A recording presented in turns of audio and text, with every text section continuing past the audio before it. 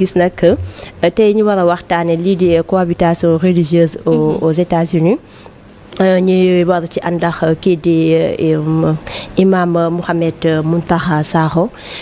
nekk docteur en droit islamique laataa ñi gën a xuus ci biir waxtaan rek dañuy renouveler suñu condoléance jëmale ko ci moom di ñaan suñu borom subhanahu wa taala yeesal yërmandem jëmale ko si suñu yaay ju baax jooju yal na aljana nekk dëkkuwaayam donc ñu ngi lay masaw bu baax a baax waaye tamit di renouveler suñu condoléance autant pour moi jëmale ko ci famille Sakho tey ji nag imam Mouhamed Mountakha Sakho nga nekk docteur en droit islamique ñu war a waxtaane li di cohabitation religieuse aux États-Unis mais xam naa du ñàkk ni aussi dinañ dugg ci yeneen réew yi nga xamante ne parfois am na ci ñi nga xamante ne anam ba nga xam te moom la ñuy dundee seen diine dana xaw a métti tuuti tey jii ñu bëgg a xam fa nga xamante ne fa nga basé wu foofu cohabitation religieuse bi nu mu demee. waaw soxna maam mu ñu lay jaajëfal di ñaan yàlla nangu ñaan yooyu nga ñaanal suñu wayjur Seyda Mariam bi mu fi jógeeg léegi nag yàggut ci ñaar fukki at ak ñetti rek la toll bi fi jóge woon le 25 octobre 2001 waaye li ngeen wax ci yaay sànq ak wayjur mooy def que bés bu sedd dafay mel ni tey la moo tax doo gis mukk yàlla di wax ci alxuraan wayjur yi fonk leen seen doom yi ndax loolu dafa nekk lu naturel way doom yi lay wax nañu fonk wayjur yi ñuy ñaan yàlla fa mu nekk gënal ko fi mu jógee mook ñam fa fekk amiin amiin ak ña ko fa fekk yëpp macha allah barke Mawlana rasulillahi sallallahu alayhi wa sallam question bi soxna maamu question bu am solo la ndax sama borom bi muy tudd ci alxuraan balaa moo tudd ki gëm dafa tudd nit xalaqal insaana min alaq la wax kon doomu aadama la waxal ba pare soog a woo doomu aadama jëm ci gëm ko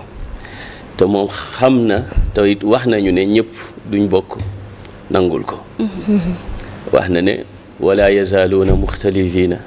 illa man rahima rabbuk wa lidalika xalaqahum donte it li aju ci ndax Seydina Cheikh Sidi Ahmed Tidiane dafay wax ne dafa am ndigal yu yàlla yu aju ci machia Sidi Ahmed Tidiane Chérif am ndigalam yu aju ci iraada ci wala ci xikma waaw li aju ci machia am kenn mënu ko teggi wa ma tashaauna illa an yasha allah li aju ci xikma am nag mën na bàyyi ñu teggi ko moo tax ba mu ne ñi fi jiitu l'islam bi ma leen bàyyee na ngeen ko wattuwuñ ko ndax ñoom la ko wattuloo bi ma stuhfizu min kitaabillah waaye bi alquran dikkee wattuloowut ko kenn daf ne inna nahnu nazzalna dhikr wa inna lahu la xaafidun looloo tax l'islam gi yonent yi nekkoon ñi fi wuutu yonent yooyee def ca leneen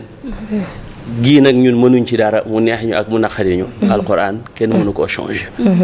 waaye l'islam nag mooy diine ji nga xam ne moom rek la yàlla am te jullit bu nekk it ak fu mu munta nekk loolu la war a xam loolu la war a fexe it xamal ko ñim nekkal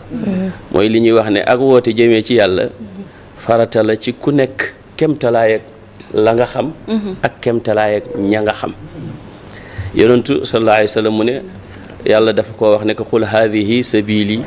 ad'u ila allahi ala basiratin ana wa man ittabaani ñun nag bi ñu alxuraan waxee ne ñi fi jiitu woon yëpp ci lislaam lañ nekk ci ay yonant donte am na yeneen i tur yi ñu leen di woowee lislaam moom en tout cas bi muy tudd yonent yàlla Nuux dafa ne wa umirtu an akuna min al muslimina kon Nuux ci lislaam la ne woon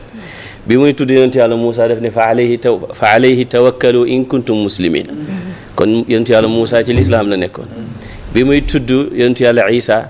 ca rabbana washhad bi anna muslimuuna gannaaw fa lamma ahassa Isa minhumul kufr kon ci lislaam la nekkoon yonent yàlla Suleymaan innahu min Suleymaana wa innahu bismillahi rahmani rahimi allaa taalu alayya waatuuni muslimina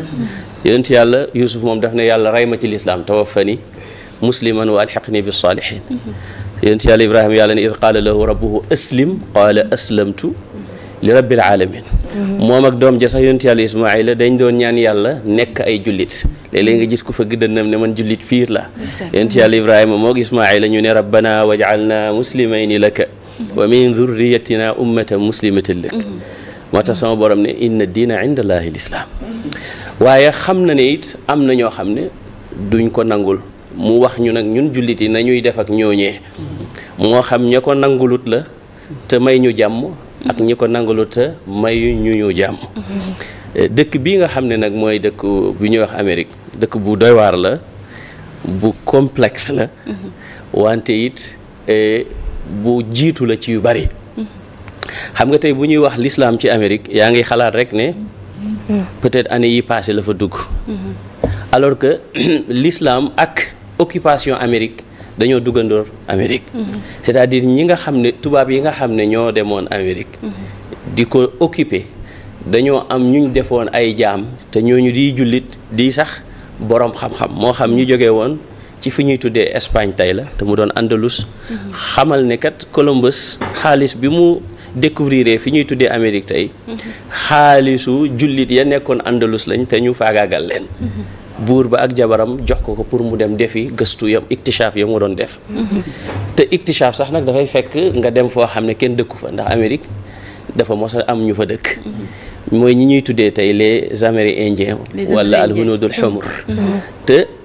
nit boo ko bëggee faagaagal da nga koy wutal tur ndax Columbus dafa réeroon foog ne mu ngi Inde waaye nekkul Inde gannaaw ga ba mu demee wuti doole ñëw faagaagal leen looloo tax ngay gis tey suñu mbokk waa Palestine yi bu leen àdduna yëpp di dimbale àdduna yëpp di leen taxaw àdduna yëpp di fexe ba génocide ba fa am arrêté doo gis daanaka Amérique nangu ko ak lu tax parce que li Israël di def nii moo sos Amérique moo sos Australie moo sos Canada mooy lan fekk aw nit ñu nekk ci seen jàmm yore seen civilisation nga wan leen ne leen ñun ñoo leen gën ñun ñooy race bi supérieure daal di leen rey dëkkee Amérique dañoo faagaagal ña fa nekkoon dëkkee fa ña ko moom boo demee ci ay réserve lañ nekk léegi daanaka Australie noonu Canada noonu li mbuuteeg seen bos nag ak bu le soi-disant état Israël mooy ñoom dañoo ñëw Palestine ci jamono joo xam ne àdduna yëpp a ngi xippi seen bët xam nga maamu parlant de ça xam nga démb muy le 24 octobre mooy anniversaire u sos gi ñu sos Nations Unies en 1945 gannaaw bu guerre mondiale jeexee mais dellu si nag ci Amérique mooy bi nga xamee ne tubaab yi ñu ngi dem foofu dañoo yóbbaale ay jaam ñu tuddee jaam bokk na ci ku ñuy wax Moustapha Az-Zimmouri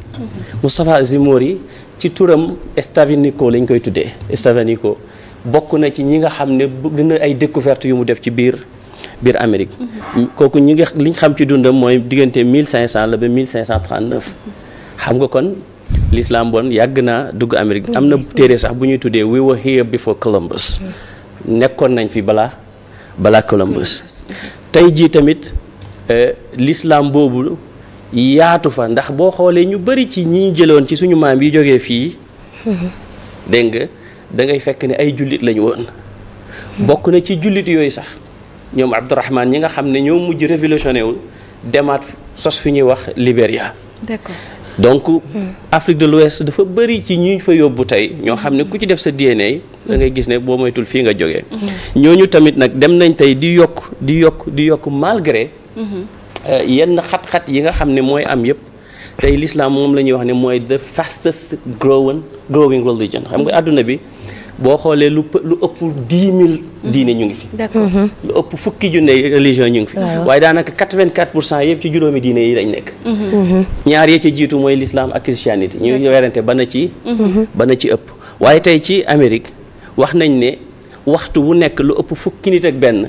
ñu ngi dugg ci l'islam. D'accord mais bu ñu dellusee si question bu Mame Diaby Gassama bi est-ce que pratique bi yomb na fa. waaw donc baax na pour wax la leneen li yombal pratique bi mooy jamono ji ñu toll.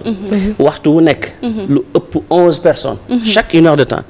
ñu ngi dugg ci l'islam. D'accord. boo koy xool mooy 264 personnes. par jour. Macha Allah. yaa ngi dégg loolu nee nañ ci at mi lu ëpp 100 000 personnes dinañ dugg ci l'islam. tey jii am na ci dëkk yoo xam ne mënoo fa def dara lu jullit yi àndut. moo tax boo gisee tey Biden ak Harris am problème ci Michigan. mooy présence musulmane bi fa nekk. Chicago présence musulmane bi fa nekk. New York tey da ngay gis ne waxuma la pratique bi des koy defee niñ ko bëggee. wante tey iid muy korité ak tabaski ci New York école du ubbi. dañu maanaam férié la quoi dañ ci école du ubbi tabaski férié lay doon. waaw du ubbi donc nga gis ne pratique bi mi ngi yomb pratique bi mi ngi jafe. li koy yombal tey mooy boo ko comparé ak dëkk bu mel ni France nga xam ne du saa yu la neexee ubbi jàkka du nu la neexee ubbi jàkka. fële dafa am lu ñuy wax freedom of worship maanaam da nga am droit ni nii laay jaamoo wala yàlla ji laay jaamoo wala jaamoo. d'accord loolu dafa nekk ci seen constitution bi. maanaam foofu États-Unis mun nañu ne compte comme mooy kii lieu de culte musulman yi amuñu benn problème pour tabax lii di juma. non amuñu benn problème. problème bi daanaka ci problème mu caay-caay lay doon. mooy lan bien que mën ngaa tabax bien que mën ngaa julli bien que mën ngaa dajaloo waaye xamal ne jamono ju nekk rax nañ la. parce que dafa am benn lu ñu war a def ci boppu nit ñi ne noon bi nga xam ne moom la Occident am mooy l'islam.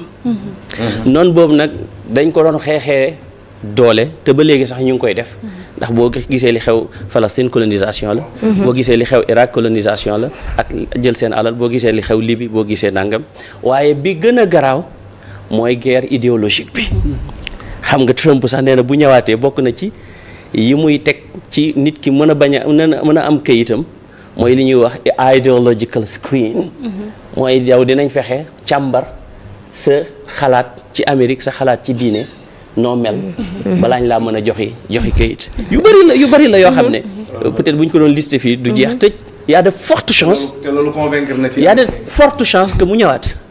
loolu moom amul sa werante. bien sûr. parce que ñi fi nekk tamit kenn di leen a yeesut. ndax lu ëpp juróom fukki junne nit ñu rey leen. ya ci ëpp di ay xale ak ay jigéen ci luñ xam. te mën naa sa ëpp na téeméeri junne fii ci Palestine. muy xew fii ci Libanon te toujours Amérique mi ngi continuer di leen yónnee ay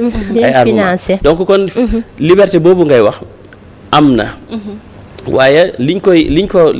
caay-caay gi ci am mooy lan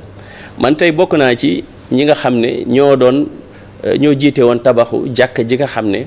moom lañ sos fii 9/11 ci wetu fi 9/11 amoon. World Trade Center. am na jàkka joo xam ne mu ngi fa ci Park Avenue biñ ko fay def ñu bëri dañ daan génn di def protest ne du fa am. jàkka ji gaa am na fa. mais tey ji yow imam bi wala yow wootekat bi wala yow mi ñëw ci jàkka ji dinañ la yónnee koo xam ne wala ñoo xam ne bu ñuy ñëw ci jàkka ji di nekk ak yow. du ñu nekk ay làkkat yeneen wala ñu jógee ci nangam boo moytul wolof la ñuy yónni bu fekkee man la. bu fekkee yaa ngi dégg. koo xam dafay ñëw miin la di waxtaan ak yow. parce que dañoo am ñaari mission benn bi mooy fexeel ba li ñuy tuddee terroriste nga gis ko. boo ko gisut fexeel ba nga créer ko te terroriste égal lan jullit léegi dem nañ sax ñun ba buñ ne terroriste ñun jullit sax jullit la ñuy xalaat. malheureusement et il y a pas plus grand terroriste que les États-Unis d'Amérique. que la France. que l'Israël waaye tey ñun lañ koy coller. léegi nag bu ko defee noonu ngay xeexee diine in a way waaye du xeex boo xam ne dafay nekk xeex bu direct mais la population alhamdulilah nekk na population boo xam ne bu curieuse la nekk na population boo xam ne bu ouverte la bu nangoo jàng la boo xam ne tey ñii dugg si ci l'islam boo xoolee réalisation yañ fay def sax ñi judd ci l'islam daanaka defuñ ko fa tey bokk na ci université yi gën a ràññeeku tey Amérique Zaytuna College. Zaytuna College mi ngi Californie. ñaar ñi ko sos ñoom ñëpp judduwuñ ci l'islam kii ab tubaab la bu tuub kii ab nit ku ñuul la ku tuub. d'accord man balaa maa jox maamu dama ñëw rek si seen RG yi maanaam renseignements généraux yooyu su fekkee mën nañ leen dippee noonu. naka ngeen di def ba xàmmee leen. xam nga mën nga leen a xàmmee comme mën nga leen a bañ a xàmmee. mais li am solo mooy naka ngay dundee c'est-à-dire boo xamee droit. xam yoon xam li nga war a wax ak li nga warta wax. ku fa mënta ñëw sa yoon nekku ci. man en tout cas man je m'occupe pas de. yaa ngi dégg c'est-à-dire que léegi-léegi sax nit ki dina nekk sax danañ ko ci boole sax am naa benn imam boo xam ne sama xarit la. dafa gaañ ñi dañu ñëw di wax ak moom ne ko dañoo gis ne dafa am ñuy ñëw ci communauté bi di troubler léegi dañu bëggoon dégg nga boo gisee ñu mel noonu ñuy waxtaan ak yow nga ñuy booleeg ñoom. mu approché ma nag benn bés di ma wax lool di ma wax ak liggéey boobu ni mu amee solo li ñu ko ciy fay ma ne ko sa waaye yow informant lañ la def te yëguloo ko. c'est-à-dire que yow ñu ngi lay use pour ngay wane ñoo xam ne dañ leen di topp pour wax loo leen lu ñu warta wax wala def loo leen lu ñu warta def parce que ki ñëw nga nekk à l'aise ñun ñaar bu ñu nekkul ci micro bi dégg nga ñun ñaar ñuy liggéey Walfadjri mën nañu sax wax dara ba jëw Cheikh Niass dafa pour ñun garaawut quoi seetlu nga ko yaa ngi dégg mais du loo sax miin peut-être kii dafay wax benn affaire rek nga def sa commentaire wala nangam alors que ces choses là après ñu jël ko daal di nangam donc yooyu mooy yi nga xam ne peut-être mooy mën a yoon sonal nit ñi amoon na tamit ci yenn état yoo xam ne parce que Amérique tamit dafa nekk dëkk mën nga wax ne état bu nekk ak ay réalité dafa am état yoo xam ne li nga mën a def New York dégg nga mën loo ko def par exemple yenn état yu mel ni Texas lu ñuy wax sud bi xam nga Amérique dafa am sud bi la mooy différence bi parce que boo xoolee tey booy dégg ñuy wax affaire njaam yi fi amoon ak Abraham Lincoln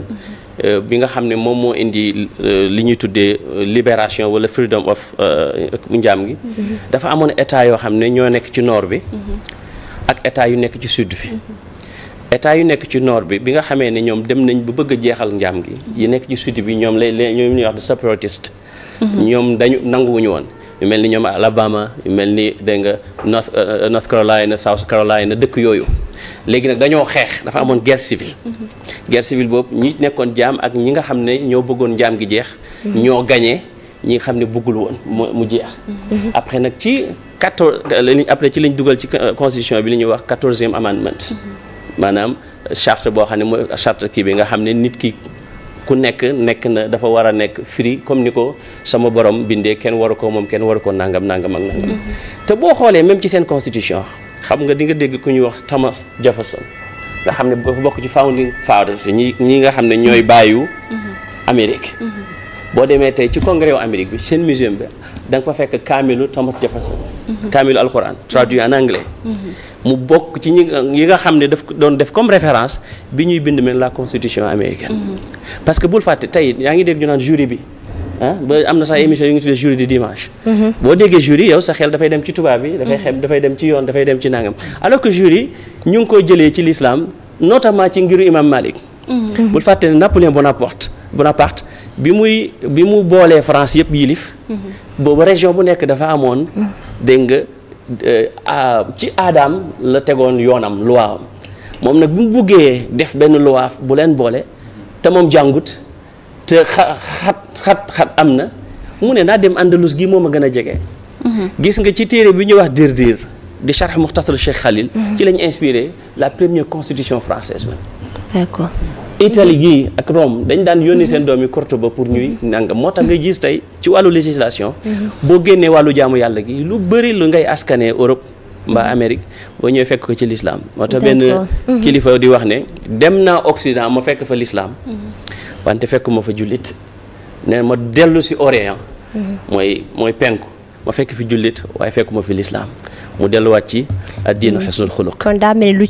ci gën a bëri ci seen texte yi dañ ko copier ci musulman yi ci téere yi te aussi ñuy bëgg a xam ndax 11 septembre 2001 li fa amoon États-Unis yan conséquences la jural foofu jullit yi fa nekk ndax am na conséquence négative ak wala positive peut-être tax na ñenn ñi di dem gëstu xool lan mooy diine gi ba ñuy tuub dugg ci waaye aussi du ñàkk ni peut-être dana am la nga xamante ne dana tax ba ñenn ñi di xool musulman yi ci beneen bët. mais dëgg la xam nga 11 septembre boo xoolee rapport yi am yëpp amul dara luy confirmer wala luy wane ne jullit yee ko def. d'accord c'est ça la bi affaire bi amee rek automatiquement Bush dafa jóg taxaw accusé Ben Laden ak waa Afghanistan. te Bush ak Afghanistan ak Ben Laden c'est une longue histoire parce que bul fàtte ne Afghanistan bi ko Union soviétique occupé dégg nga mujahidin nit taxaw pour libérer ko Amérique comme ñu ngi ci guerre li ñuy wax froide dafa utiliser loolu pour dimbale leen ba ñu génne ba Russie génn bi Russie génnee nag ñu bëgg ñooñu daal di dellu ñuy wax jihaadkat yi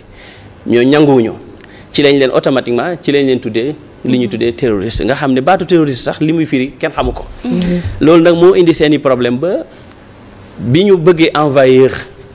dégg nga Afghanistan bi ñu bëggee envahir Irak bi ñu bëggee envahir naa nga ñu créer seeni chose bu Afghanistan bi xam nga te dara xew rek defuloo benn enquête rek nga ne diw la. nga dem réewam. def nga fa ñaar fukki at li nga bëggoon amuloo ko nga génn. ñu teg ci benn at ñaari at ñu ne Irak dañu am arme de destruction massive. te après leer Bush taxaw na reconnaître ak ñoom Colin Powell ñoom ne dañ doon ñu ak ñoom Rumsfeld ne li ñu doon wax amut. mais ñaata millions d'Irakiens yi la ñu rey. loolu yëpp nag bi mu amee. ci automatiquement dafay am dëgg-dëgg ay conséquences négatives contre la présence contre les musulmans contre les musulmans mais yàlla buy defer wala fi ñu ne dafay mel ni kuy yàq benn waxkat dafa ne al islaamu ida xuriba ishtadda wa ida turikam tëdd mu ne l'islam suñ ko xeexee dafay gën a dëgër waaye suñ ko bàyyee mu gën a tàllee ko donc conséquences yooyu amoon na booy xool lu jiitu 11 septembre da ngay gis ne jàkk yi dañ leen doon lim 1000 et quelques tey jii nii ay milliers et des milliers de masjid ñoo nekk Amérique amul booy dugal sa GPS doo gis 15 minutes wala 20 minutes yoo xam ne amuloo mosquée boo jullee xam nga loolu tey boo koy wax xam nga xale yi jaar ci yoonu suuf yi ñëw ñu ci bëri bi ñu ñëwee am na ñoo xam ne ci suñu jàkk ji la ñu nekkoon dañ la doon wax ne ñun bi ñu dégg Amérique mosuñu jàpp ne dégg nga nit ñi dañuy julli juróom dans les mosquées dans les nangam dañuy nodd bien sûr surtout que New York léegi sax wax nañ ne mën nga am na def nañ sa benn législation ne bu la neexee nodd ci biti donc du fu ne moom la wax nag ne du fu nekk nga mën a defee lu ne jamono yi xam nga Bush moo fi nekkoon jamono yi Bush amoon na li ñu doon wax workplace raid nga xam ne Bush am na benn loi bu mu indi woon nga xam ne ñi yëngatu ci wàllu immigration sañ nañu dugg ci liggéeyukaayu nit ñi di xool ak nangam d'ailleurs Trump ci manifesto am ci kii plan 2025 bi wax na ne daf koy indiwaat yu bëree bëri yoo xam ne par exemple Trump xam nga bi ñu ko falee li mu njëkkoon def mooy li ñu tuddee de muslim ban mooy ay dëkk yu mu wax ne mënatuñ fee dugg te mu jëloon conséquences yu doy waar ba bi Biden ñëwee ñu suu leen ñu def settlement nee na yooyu yëpp daf koy dindiwaat li am solo mooy Amérique da ngay séparer njiit gi ak nit ñi ak population yi tamit fi ñu dëkk daf leen déterminer dëkk bu mel ni Californie nga xam ne mooy dëkk bi gën a rëy ci Amérique xam nga Californie bu bokkuloon ci États-Unis sax mooy 10e pays bi mooy nekk 10e pays bi gën a riche ci àdduna yaa ngi dégg fu mel noonu ak fu mel ni New York nga xam ne ñu nekk fa nekk ku nekk fa nekk du bokk ak dëkk yi nga xam dafay mel ni ay Alabama dafay mel ni ay Texas dafay mel ni ay nangam donc nga gis ne cohabitation bi mi ngi fa parce que toujours da ngay gis interfaith religion meeting yi labbe yi di demalante juif yi di demalante nangam yi demalante contrairement à ce qu'on nous dit par exemple tey boo xoolee ñiy xeex tey pour Palestine ñu libérer leen pour Palestine ñu jox leen seen dëkk pour Palestine ñu bàyyi génocide bi fa Israël ak gouvernement Amérique di def ñu ci bëri ci ñoom c'est des juifs parce que bul fàtte ne juifs yi seen diine ji dañ ko hijack boo bëggee dara mu jar da nga koy tuddee diine sëriñ bi tey mën na am boonoon ko bi nii ci jamono sëriñ Touba la woon léegi tey mu jox la addiya jël ko am na loo xam ne ba ma ko wax ci Sidi Ahmed Tidiane yi léegi tey mu futteeku donc nag dañoo utiliser diine pour coloniser waaye seen Torah bi sax daf leen tere taxawal état te fekk seen soi-disant messie bi di ko gut moo tax nga gis juif orthodoxe yi nekk États-Unis ak étudiants yeeg ba ci doomu Kamala Harris bi nga xam ne bëgg na nekk président di jàppale jullit yi ak Palestine ak li nga xam ne moom moo fay am na solo trop Oustaz Souleymane da nga am question wala contribution waaw question sax lay doon boo xamante ni il faut mais balaa ngaa laaj est-ce que man duma la laaj ba pare man en fait li ma bëgg rek nga réagir mooy ab taxaw seetlu que ni ñoom ils sont à l'étranger maanaam ay doomu Sénégal wala doomu africain yoo xamante ne ñu ngi bitim réew mais terewul même bu fekkee ne am na ay ndëgg sërëx yoo xamante ne dañ leen koy teg sax mais ñoom tamit dinañ ut ay porox ndoolu ba mën a doxal seen diine naka nga gisee lu nu mel également. xam nga yonent bi alayhi salaatu wasalaam dafa ne utlubul ilma walaw bi siin loolu moo ko dal moo dal moromam moo dal ku mel ni moom tey li muy exprimer tey li mu développé bu doon dafa toog Sénégal rek génnul tukkiwul moo tax yonent bi alayhi salaatu wasalaam wax na ne bokk na ci am xam-xam génn sa territoire dina tax nga xamee fa loo xam ne xamee woo foofu li mu exprimé tey dans le cadre général dafa am ay poches yu muy ubbi dafa ubbi poche yu baree li mu débattre fii nii ubbi na poche yu baree bare poche bu ci nekk rek émission la yàlla xam na ko te lu intéressant la lu amal njariñ askan wi la dafa dugg ci yu baree bari subi li ne côté boobu li koy war li tax nga mën ci exprimer wu mooy il faut que nga fréquenter leen il faut que nga xam leen te tudd na base yu baree bari expliqué na la nan la ñu sosee Amérique ñu fa dëkk nan lañ fa dëkkee woon kon tey jii bu ñu wax naan puissance au monde bi nga xam ne moo gën a ngand ci àdduna bi doole ji ñu leen jox yépp ndekete dafa am ñu not ñoom ñi jàpp ni ñoom ñun ñu jàppe ni ñooy américain ñoom moom foofa ndekete du ñooña déjà ña ko moom su ma déggee rek am na benn parc boo xam ne teg nañ leen fa dugal nañ fa làq nañ leen nëbb nañ leen jàmp ndax doole ndax boo seetee li mu wax yépp li tax l'islam mënagul a intégré wu dëgg doole ji nga xam ne da ko manqué muy feebar boo xam ne nag dafa dal umma islamique bi yépp te loolu mooy question bi nga xam ne sax moom laay ñëwee ci moom direct soviétu muy feebar boo xam ne dafa dal umma islamique bi yépp te actuellement nii bi ci gën a am sens te ñu war ci gën a wax soviétu mooy côté Palestine man foofu laa koy laaj parce que tey lii nii gis nañ ale wadkur fil kitaabi Ibrahima innahu kaana siddiqan nabiyya te dëggu su te yonent yàlla Ibrahim mooy ki nga xamante ne moom la ñu royloo yonent bi alayhi salaatu wasalaam ñun foi boobu iman boobu dañ koo perte valeur boobu soviétu dañ koo ñàkk ma koy laaj nag tey jii ixtisaam bi war a am jàppoo bi war a am wala sax ma nit solidarité te daamun bi nga xamante ni moo war a am wala ittihaad bennoo bi nga xamante ni moom la l'islam bi war a wala bennoo pourquoi lii pal dal Palestine nii ñëpp jullit ñëpp noppi mën naa ni ñi ngi wax ak sunu làmmiñ mais benn acte amagul lan moo indi tiitaange gi lan moo indi ragal gi ba tax loolu mën taam te aljamaatu rahma wal fuqatu azam. jazakumullah xeyran Oustaz Souleymane xam naa su ma ko développé wax may tul fii la ñooy yendu te gis naa soxna si di wax maamu sànq heure bi jot na mais xam nga Palestine dafa am ñaari aspect benn bu njëkk bi mooy Palestine sëriñ bi dafa mel ni mooy xoolu umma bi gis nga xeet wi lu ñu taxali ko bu qadiya Palestine ñëwee rek dootoo xàmmeeti kan mooy sunni dootoo xàmmeeti kan mooy chiite yi ci position yi nit ñi laa wax jullit yi mais jullit yi nag dafa am ci dëkk yuñ dëkk yoo xam ne dafa am ñu ko yilif xam nga tey jii nii bul fàtte ne Sénégal gi gu ndaw gi ci waxin moo jiite comité bi nga xam ne mooy défendre droit yu Palestine te tey am l'ambassadeur Cheikh Niang nga xam ne mooy suñu représentant auprès des Nations Unies di ci def liggéey bu am solo tous les jours léegi nag bu dee ci niveau état yi xam nga bul fàtte ne Yasser Arafat passeport diplomatique sénégalais lay doon ci jamono Senghor lañ ko jox waaw alors état yi bi nga xamee ne daaneel nañu ak dawla al uthmaniya wax naa la ne Occident benn noonu la am mooy l'islam parce que l'islam du diine yi toog sa ruq l'islam dafay diine yoo xam ne ni ngay waxee allahu akbar noonu ngay waxee asalaamaaleykum xam nga loolu lu muy firi mooy ni ngay màggaleeg yàlla noonu ngay jëflanteeg nit ñi c'est-à-dire diine muamala la du diine rek nekk sa ruq allahu akbar asalaamaaleykum seetul ñaari rek allahu akbar yàllaa ko moom asalaamaaleykum ñi ñee ko moom alors loolu nag pour mu am il faut que ñu taqale nit ñi ak seen diine l'islam ci jamono demoon na am ay crise yu bëree bëri mais malgré tout ça mi ngi doon am alxilaafa téeméeri at ci ginnaaw tey ren mooy téeméeri at ci ginnaaw bi ñu daanelee alxilaafa al uthmaniya muy l'empire ottoman bi nekkoon Turquie indi fa benn sagaru nit boo xam ne ñoom lay fa toogal ku ñuy wax Mustafa Atatürk dem nañ ba sax nodd dañ ko faran tere ñu xëy tey nga gis Turquie nekkaat dëkkub l'islam xam nga ne ay ñaar fukki at ci ginnaaw amoon na benn parlementaire matu ko sax boo xam ne waa Turquie la jógee États-Unis di muuru comme yow dégg nga ñu fal ko ci parlement bi dañ ne ko doo dugaale sa muuraay gi loolu Erdogan ak loo ko mën a waxal dindi na ko fa Turquie mi ngi ñëwaat l'islam mi ngi ñëwaat li tax ma indi loolu mooy bi ñu daaneelee empire ottoman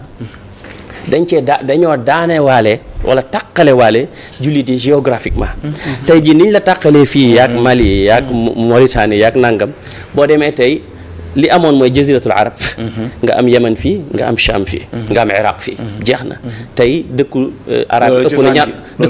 dëkku arab ëpp na ñaar fukk tey xam nga buñ ne Cham ci arab ñu peut dañ naan Syrie te Cham Palestine ci Cham la bokk Lubnaan Liban ci Cham la bokk dégg nga Jordanie ci Cham la bokk Syrie ci Cham la bokk bi nga xamee ne ñëw nañu coloniser foofu parce que dañoo nax Chérif al-Hussein moo yilifoon Hijaz tey mooy fi ñu tuddee Arabie Saoudite pour mu libérer la terre arabe ñu nax ko pour mu ànd ak ñoom def face l'empire ottoman parce que c'est des Turcs ngeen baal ma jeexal parenthèse boobu. foofu rek beneen voilà loolu rek lay jeexal ci benn minute. donc bi loolu amee ngeen baal ma dañoo ba empire ottoman daanu. dañ koo nax parce que nanguwuñ ko jox liñ ko waxoon ba pare bëgg faa indi ñi les soi-disant juifs pour ñu occuper Palestine mu bañ. ñu xeex ak moom indi fa dégg nga ñi nga xam ne ñoo fa nekk tey muy Abdul Aziz ibn Saoud. njabootam nekk fa tey donc li sos doole ji sos Israël. mën ngaa wax ne moo sos. Arabie Saoudite moo sos dëkk yu bëri. moo tax bennoo googu jafe waaye nag gis nga benn googu ña ca kaw duñ ko indi. maa ngi yow ak ñi ci mbedd mi ñoo koy indi. te tey boo demee États-Unis sotal université yu bëri tey doon investir seen xaalis biir Israël étudiants yi xeex nañu ba loolu ñu dindi fa seeni xaalis. d'accord te étudiants yooyu nag di xeex ak ñun ñi. ñooy nekki ay autorité suba. ñooy doomi autorité yi fa nekk ñooy nekki élite bi suba pour que cas Palestine ak yeneen cas. faju ak Liban ak Soudan ak ya ca des. d'accord ngeen baal ma waxtaan bi am na solo et que comme ni ko Oustaz Souleymane waxee sànq li duuf si nag bi xajul si cin bi. ñuy nuyu waale ambassadeur Oustaz nee na xajandoowul ci cin bi. xajandoowul si cin bi d'accord ndaxte peut-être bu ñu ko defee ay pàcc naam il a raison dina si xaj ñu nuyu ambassadeur Cheikh Niang nga xamante ne comme ni mu ko waxee moom tamit day safoo lii di leeru jamono mu ñu bàyyi la nga tàggoo. noonu la rek di leen remercier mais laata ma tàggoo rek damay bàyyi moom aussi mu tàggoo ak téléspectateurs yi moom Mouhamed Mountakha Sakho. waaw nañ ñaanal sama yaay rek. nañ ñaanal sama yaay. sama yaay. dama ko tuddee sama taabu jigéen. macha allah. ñaari at ci ginnaaw le 25 octobre bi ma am doom bu jigéen mu tuddeewaat ko ko. maa ngi moom ñoo ànd déjà. mi ngi may seetaan mooy xale bi gën a rafet ci àdduna. macha allah waaw ñaanal sama yaay ñuy ñaan yàlla. def jàmm ci Sénégal ñaan yàlla def jàmm Palestine te génnee fa seeni noonu def ko Liban def ko Soudan def ko ci àdduna li Oustaz Alioune Sall di wax ne yàlla def ci suñuy poste dara du la yal na yàlla defaral ñu suñu zaahir ak suñu baatin ñu dajeewaat fi ay yooni yoon balaa 2000 nangam sangam Sénégal yëpp am xaalis ñëpp am jàmm yàlla def ñu dëgg-dëgg jullit barke yonent yàlla Muhammad sallallahu alayhi wa sallam waaw Sophia kon ñu ngi koy remercier bu baax a baax moom Mouhamed Mountakha Sakho nekk docteur en droit islamique ñu ngi koy jaajëfal ci leeral ba nga xamante ne jot na ko indi ci cohabitation religieuse foofee ca États-Unis ndaxte jot nañu ci jàng lu bëri am na la nga xamante ne xamuñu ko woon mais tey jii à travers lui